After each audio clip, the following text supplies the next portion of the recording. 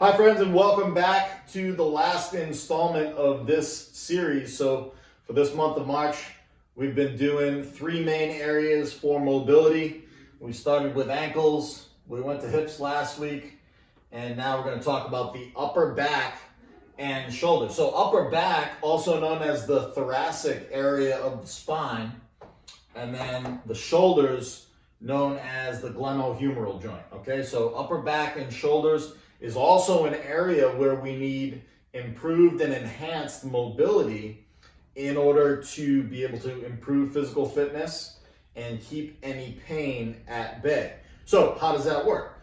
When we're looking at the upper back and the shoulders, what we need to understand is that the upper back needs to be able to flex, extend, and then rotate, and then also flex and rotate to either side. So we've got a few different joint actions here that we need to understand is important for the upper back. If the upper back gets locked up, then that can spell trouble for the shoulders.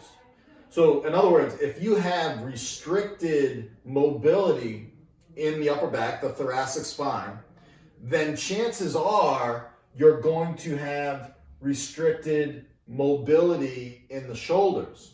And how this works is usually restricted mobility in the upper back leads to restricted mobility of the shoulder joint, and usually you're going to feel some sort of chronic pain, or if I reach in this direction I get a pain, if I reach in that direction I get a tweak.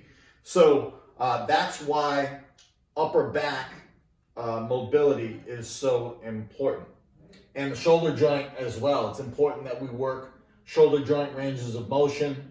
The shoulder joint has a number of different joint actions that it's supposed to be able to perform. We need to be able to flex, right, and reach overhead. We need to be able to extend. The shoulder joint needs to internally rotate, externally rotate, and then shoulder horizontal, internal rotation, external rotation. A number of different joint actions at the shoulder as well. So the shoulders are a little complicated, and it's a common occurrence that we have people who come in complaining of shoulder pain. So these two kind of go hand in hand and play off of each other. Again, when we're talking about the upper back and the shoulders, we do these drills all the time. We do them regularly prior to our sessions. We foam roll the upper back area of the thoracic spine. We foam roll in the area of the shoulder joint when we're coming across the pectorals and the back part of the shoulder where the rotator cuff musculature is located. And then also the latissimus dorsi, which is underneath the armpit but above the rib cage. Okay, so all of these areas I want you to understand are super important for improving our ability to get stronger in the upper body, right? So we need our arms, so we need adequate mobility in the upper back and the shoulders. And then also, again, it's this idea of keeping any pain at bay. If you have chronic shoulder pain, there's a good chance that you probably have a lack of upper back mobility.